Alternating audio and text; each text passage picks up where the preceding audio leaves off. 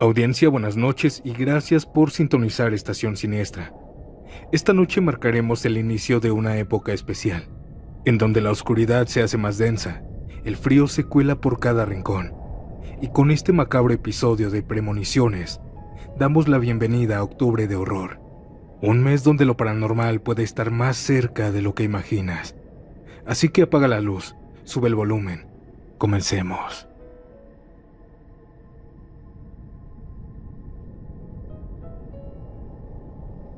Hoy quiero contarles 5 cosas que viví de niño y que hasta el día de hoy me cuesta trabajo creer.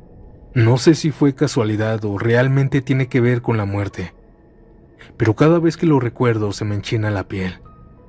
Crecí en un pequeño pueblo en Chiapas llamado Sinacatán. En ese entonces, un lugar rodeado de montañas, cafetales y caminos de tierra que se volvían lodo con la lluvia. Ahí vivíamos con mi abuelita en una casa sencilla de adobe y techo de lámina. No éramos muchos, mis padres, mis 3 hermanos, mis abuelos y yo. A pesar de la pobreza, recuerdo esos años con cariño.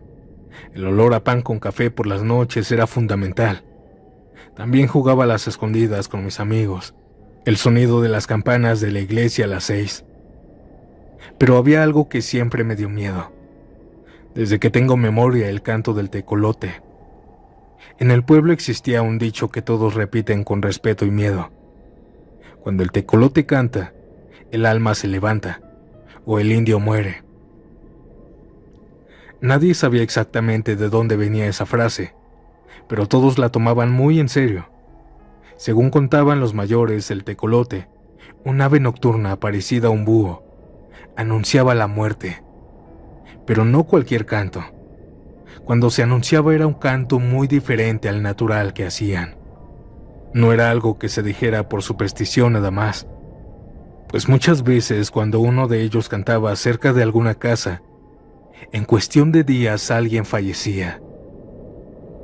Frente a la casa de mi abuela habían 3 árboles enormes. Yo siempre los miraba con respeto porque ahí en la punta de uno de ellos se posaba siempre un tecolote. La primera vez que lo escuché tenía unos 9 años. Era de noche, como las 8. Mi abuela estaba rezando el rosario y de pronto, un canto largo y profundo se escuchó desde el árbol más alto. Todos se miraron en silencio. Nadie dijo nada, pero mi abuela murmuró: «Ya cantó, alguien se va a ir». Pasaron 3 días y la noticia llegó.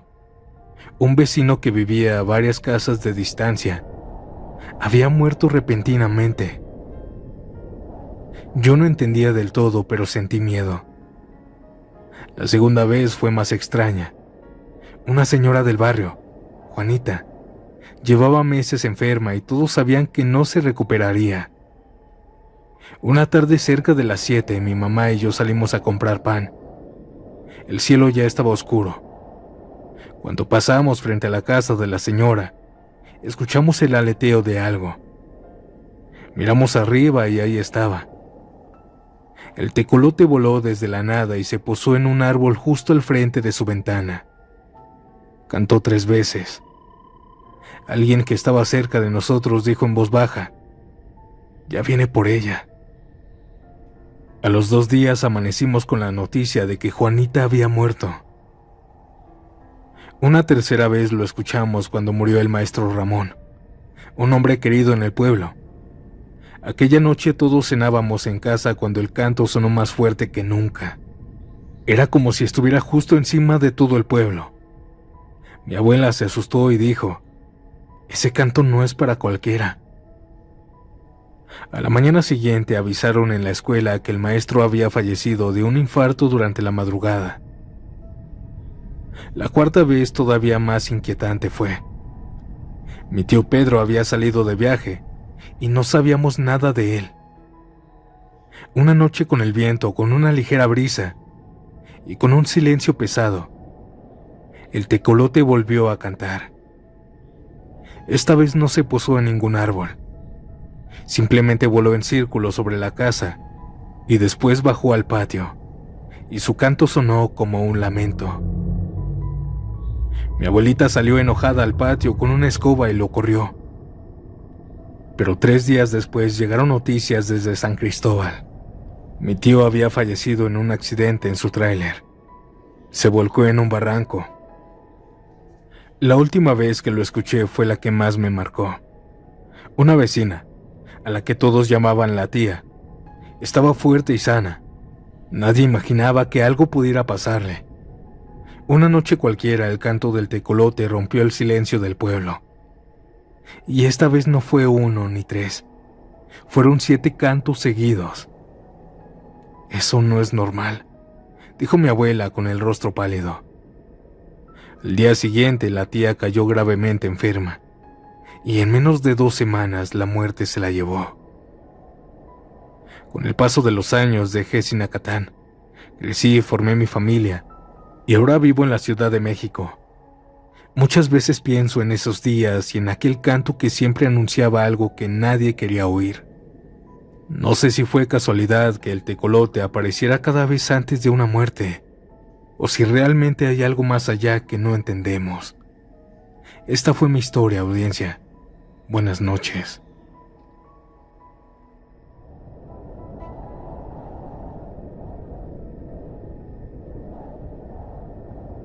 Me llamo Julián. Tengo 30 años y vivo en un pequeño pueblo de España llamado Villafranca del Bierzo, en la provincia de León. Nunca he sido mucho de creer en cosas paranormales. Siempre fui de lo que buscaban explicaciones lógicas a todo. Hasta que algo que viví en mis 20s me hizo dudar de todo lo que pensaba sobre la muerte. En aquella época tenía un mejor amigo llamado Álvaro. Éramos inseparables. Salíamos casi todos los fines de semana, bebíamos, reíamos y hablábamos de todo. Éramos como hermanos. Nos conocimos en el instituto y desde entonces hicimos una conexión increíble. Pero de pronto, de un día a otro, todo comenzó a volverse extraño. Una ocasión, cerca de la medianoche, yo estaba en mi departamento, preparándome para dormir. Vivía solo en un pequeño piso. Este mismo tenía una ventana que daba hacia la calle. Yo ya estaba medio dormido cuando escuché 3 golpecitos suaves en el cristal. Pensé que era el viento o alguna rama, pero cuando abrí los ojos vi a Álvaro asomándose por la ventana. Se estaba riendo, con esa sonrisa suya de siempre. Me levanté sorprendido, incluso emocionado, porque no habíamos quedado esa noche. ¿Qué haces aquí?, le dije entre risa mientras yo iba a abrir la puerta. Pero cuando abrí la puerta ya no había nadie en la calle. Miré hacia ambos lados buscándolo y estaba completamente desierta. Pensé que tal vez me estaba haciendo una broma. Al día siguiente nos vimos como siempre. Le conté lo que había pasado y él se echó a reír. Me dijo que él no había salido de la casa y menos a esa hora. Le estuve diciendo que yo lo había visto, que estaba en mi ventana, pero se aferraba que no, que le preguntara a su hermana si no le creía. No insistí más, pero me quedé con una sensación rara. Pasaron algunos días y un domingo que tenía libre decidí ir al cementerio a dejar unas flores a Claudia, una amiga de la infancia que había fallecido de niña. Era una costumbre que mantenía cada cierto tiempo. El cementerio de Villafranca está algo grande y yo estaba hasta el fondo. Desde donde yo estaba podía verse casi todo. Mientras yo estaba acomodando las rosas en la tumba y la limpiaba, levanté la vista y entonces fue que lo vi. Álvaro estaba caminando lentamente por la parte delantera del campo santo. Estaba con las manos rozando las lápidas a ambos lados. Parecía tranquilo, como jugando, con la mirada fija hacia el frente. Me quedé paralizado, pensé que quizá había ido a visitar a algún familiar sin decirme nada. Silbé con el silbido que siempre usábamos desde adolescentes, un sonido que solo nosotros entendíamos, pero no reaccionó. No se detuvo. Simplemente siguió caminando hasta salir por la puerta principal del cementerio. Corrí detrás de él. Tenía que alcanzarlo, tenía que saber por qué se comportaba de esa manera. Pero cuando salí a la calle ya no estaba en ningún lado. Caminé por las calles cercanas buscándolo, pero nada. Era como si se lo hubiera tragado la tierra. Así que fui directamente a su casa. Me abrió la puerta su hermana, que me saludó con una sonrisa. Le pregunté que dónde estaba Álvaro y me dijo que estaba en la sala, que pasara a verlo. Lo vi ahí, sentado en el sofá como si nada, con la misma ropa que yo había visto cuando estábamos en el cementerio.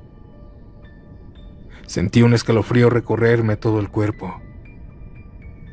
¿Por qué no me esperaste en el panteón?, le pregunté.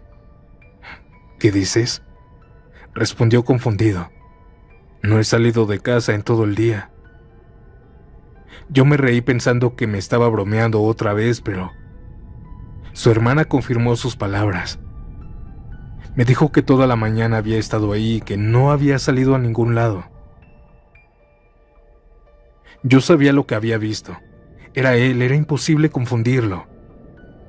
Aún así preferí no discutir. Me quedé con él hasta tarde, hablamos de todo, nos reímos como siempre y pedimos pizza. Esa fue la última vez que lo vi con vida.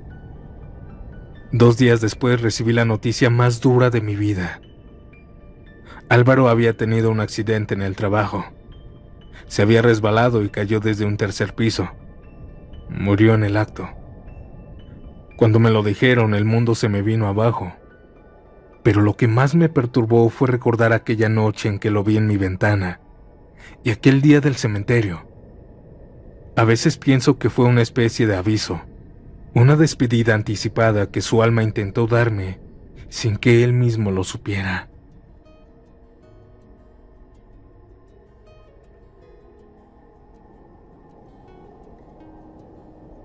Me llamo Daniela, y esta es la historia de cómo mi abuelo empezó a ver a mi abuela fallecida semanas antes de irse con ella.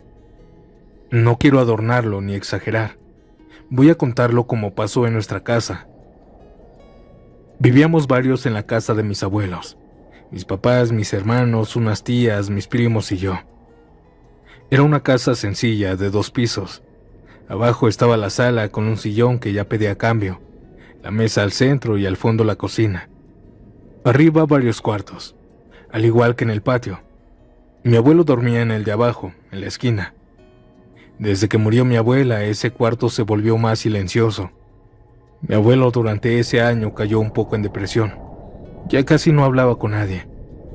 Pero antes de llegar a lo raro, les cuento un poco de ellos dos, porque lo que pasó tiene que ver con su historia.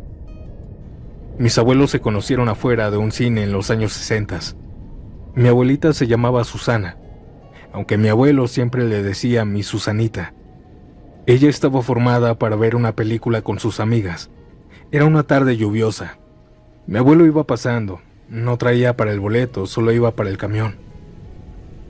La lluvia se soltó con ganas y él se acercó con un paraguas medio roto. «La tapo tantito en lo que pasa», le dijo. Ella se rió y le contestó que muchas gracias, que era un caballero. Él se quedó como menso con el paraguas en alto mientras la veía. No entraron al cine ese día. Se quedaron platicando bajo el toldo de una tienda hasta que paró la lluvia. A la semana siguiente la fue a buscar con un clavel rojo a su trabajo. Bailaron en la feria de San Miguel una canción que después sería como suya. Mi abuelo siempre dijo que era de la época de cuando la música se bailaba pegadito. Una canción de los 50. Se casaron muy jóvenes y duraron 60 años juntos. Mi abuelo jamás le levantó la mano, eso lo repito con orgullo, porque él mismo lo decía cuando yo era niña. A la mujer se le habla bonito. Si no puedo con mis corajes, me salgo a dar la vuelta. Y así era. Mi abuela murió un año antes de lo que yo voy a contar. Los últimos meses de ella fueron pesados.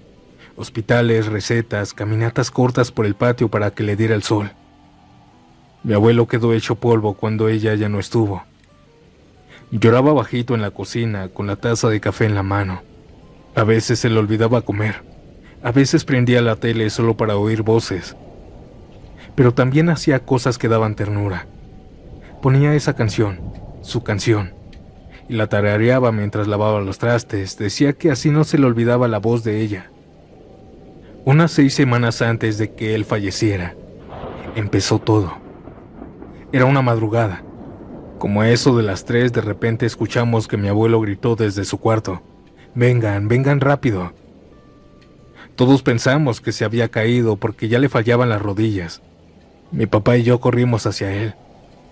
Abrimos la puerta sin tocar y lo encontramos. Sentado en su cama, pero no estaba lastimado. Sonreía, tenía los ojos brillosos como un niño que guarda un secreto. ¿Qué pasó, abuelo?, le pregunté asustada. Me despertó mi Susanita. Ay, qué bonita se ve, mi amor. Igualita que como la conocí. Lo dijo con una sonrisa en su rostro.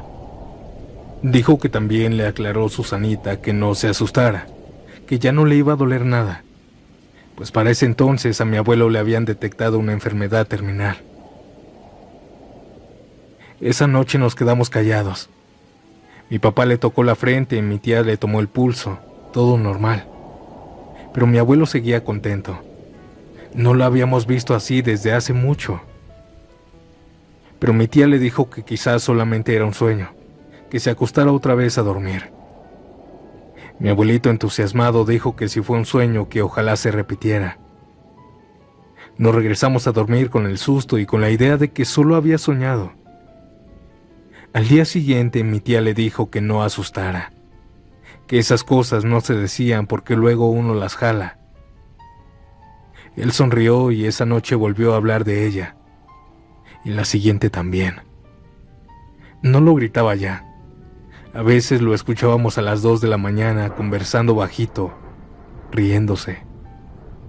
Yo tengo el cuarto de al lado, así que oía su voz clara, como si estuviera al teléfono con alguien. Decía cosas como, ¿te acuerdas de la feria? O todavía guardo tu pañuelo, Susana.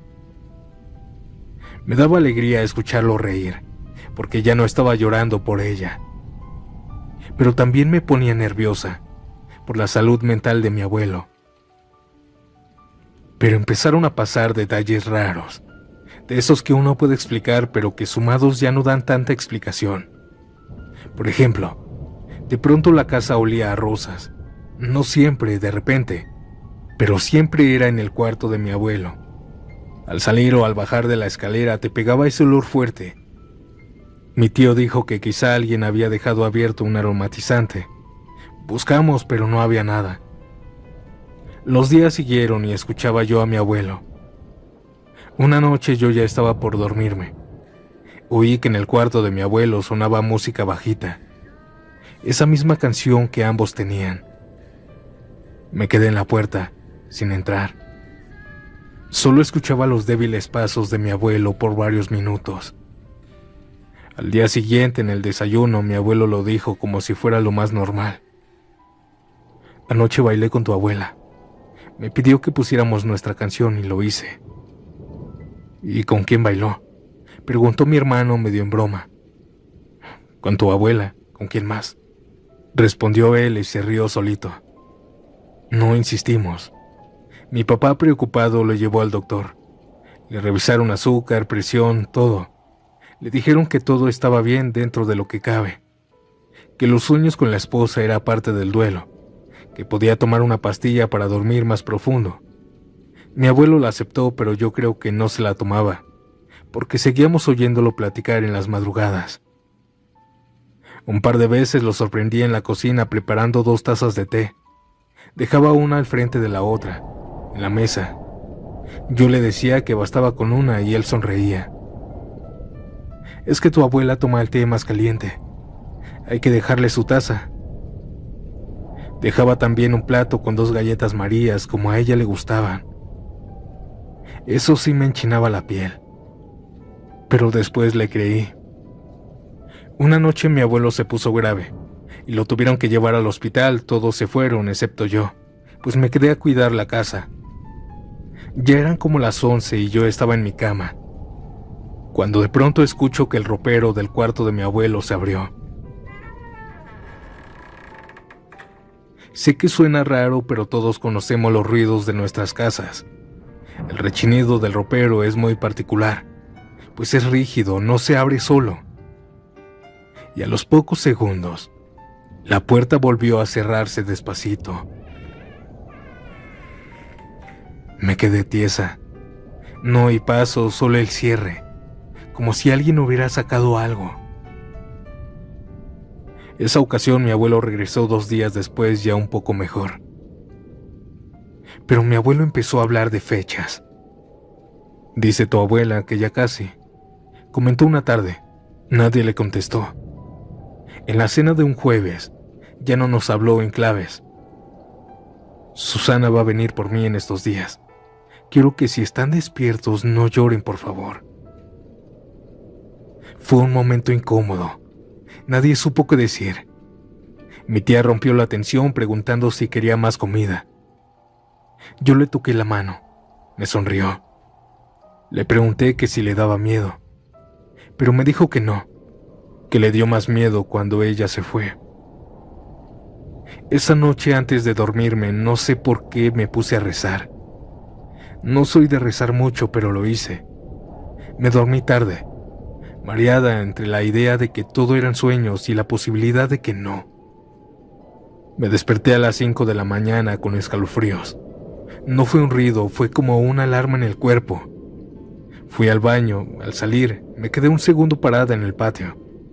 Había ese olor a rosas, más claro que otras veces, más fuerte. Toqué la puerta del cuarto de mi abuelo.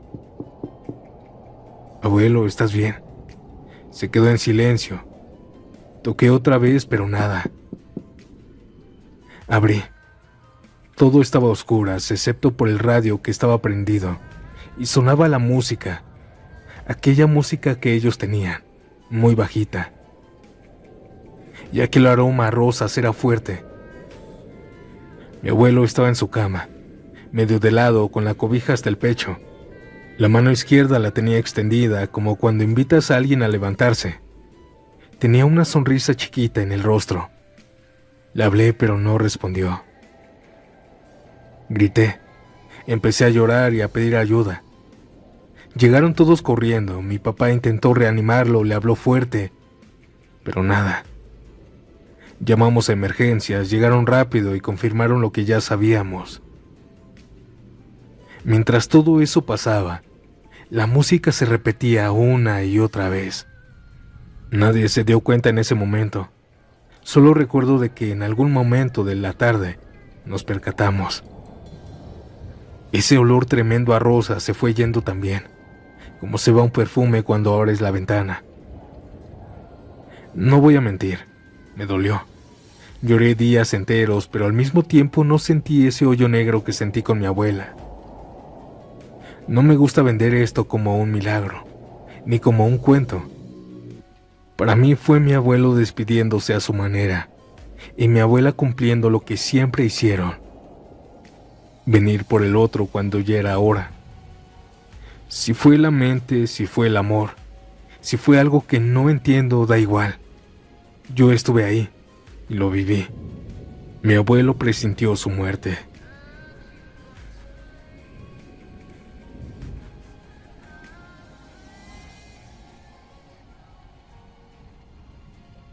Me llamo Rodrigo, y esta es una historia que todavía después de tantos años me cuesta contar sin que se me haga un nudo en la garganta. Tiene que ver con mi papá, con su partida, y con algo que comenzó mucho antes de que él muriera. Mi papá se llamaba Esteban. Era un hombre tranquilo, callado y muy devoto de Dios. Le gustaba levantarse temprano a regar sus plantas, leer libros, tomar café, sentarse en el patio a ver pasar la tarde, pues él ya estaba pensionado. No hablaba mucho de sus emociones, pero se notaba que siempre pensaba en todo con calma. Unos 2 meses antes de que falleciera, empezó a contarme de un sueño extraño. Al principio no le di importancia porque pensé que era solo eso, un sueño. Pero después lo mencionaba cada mañana, como si lo hubiera vivido de verdad. Me decía que volvía de nuevo a soñar con ese jardín hermoso, un lugar enorme lleno de flores, y un sol brillante que no quemaba, que todo estaba tranquilo, solitario, pero que había alguien más ahí. Un hombre alto, flaco, con ropa blanca como de manta, y sin zapatos. Él caminaba despacio, siempre hacia él. La primera vez que me lo contó, el hombre estaba muy lejos, apenas un punto al fondo de aquel jardín. Pero con el paso de los días que cada vez hablábamos me decía lo mismo, que ahora lo veía mucho más cerca. Aquel sueño se volvió parte de nuestra rutina. Por las mañanas, mientras yo lavaba los trastes o hacía algo, hablábamos del hombre del jardín, como si fuera alguien real. Al principio lo decíamos como risa, pero después, cuando noté que mi papá ya no soñaba otra cosa, empezamos a preocuparnos mi mamá y yo. Una noche estábamos viendo la televisión en la sala, el noticiero de siempre, cuando me dijo sin apartar la vista de la pantalla: «Ya casi está frente a mí». «¿Quién?», le dije. «Ese hombre. Cada noche está más cerca. Creo que me quiere decir algo». No insistí más, pero esa frase me quedó dando vueltas en la cabeza. Los días siguieron con normalidad. Papá regaba sus plantas por la mañana, ayudaba a mi mamá y en las tardes se sentaba a ver los atardeceres. Pero algo en él había cambiado. Estaba más tranquilo que nunca, como si ya no tuviera ninguna preocupación. A veces lo veía cerrar los ojos y sonreír sin motivo alguno. Una tarde de sábado, mientras tomábamos algo, me dijo con voz serena: «Creo que ya me está esperando. Ya me dijo aquel hombre que debo irme. No le digas nada a tu mamá, por favor». «¿Quién?», le pregunté con un nudo en la garganta. «No lo sé. El hombre del jardín». Yo no quería creerlo, pero dentro de mí sabía que algo estaba pasando. Audiencia. Una semana después mi papá falleció. Fue inesperado, pues no tenía nada. En el hospital pusieron que fue por algo cardiovascular, pero fue una muerte tranquila, sin dolor, como si simplemente hubiera seguido caminando en ese jardín del que tanto hablaba. Después de su partida, la casa cambió. Al principio pensamos que era nuestra imaginación, que todo era parte del duelo. Pero lo que ocurrió la primera semana fue demasiado real. La primera noche, cerca de las 12, escuchamos pasos en la azotea. Al principio suaves, luego más firmes, como si alguien caminara de un lado a otro con calma. Mi hermano subió, pero no encontró nada, ni señales de que alguien hubiera estado ahí. 2 días después los ruidos se intensificaron. Ya no eran pasos, sino como muebles arrastrándose. Sonaba como si alguien moviera cosas pesadas sobre nuestra casa. Corrimos todos escaleras arriba pensando que era un ladrón, pero la azotea estaba vacía. La tercera noche fue la más aterradora. Tocaron la puerta principal con golpes secos y fuertes en la madrugada, como si le estuvieran dando patadas al zaguán. Corrimos a abrir pensando que era alguna emergencia, pero la calle estaba vacía, completamente silenciosa. No había autos, no habían personas, nada. Luego en esos días también comenzó lo del perro, el perrito de mi papá. Era alegre y juguetón, pero después de su muerte cambió por completo. Todas las noches a las 9 en punto, se sentaba frente a la puerta y comenzaba a aullar con un sonido profundo y triste. A veces rascaba la puerta como si quisiera entrar. Otras solo se quedaba ahí mirando fijo hacia adentro. Esto se repitió durante 7 noches, pero después todo cesó. Los pasos, los golpes, los muebles arrastrándose y el aullido del perro. Todo se detuvo de repente, como si aquello que había venido ya se hubiera marchado. Hoy, cada vez que visito la casa de mi papá, la siento distinta, como con una vibra extraña. Por alguna razón, el cuarto de mi papá siempre está más frío que el resto de la casa. No sé si fue una premonición, un aviso del más allá o simplemente el modo en que el alma se prepara para partir. Pero cuando pienso en ese jardín luminoso y en aquel hombre de blanco que se acercaba lentamente cada noche, me gusta creer que no fue miedo lo que mi papá sintió, sino consuelo, y que cuando el momento llegó, simplemente caminó mi papá a su encuentro.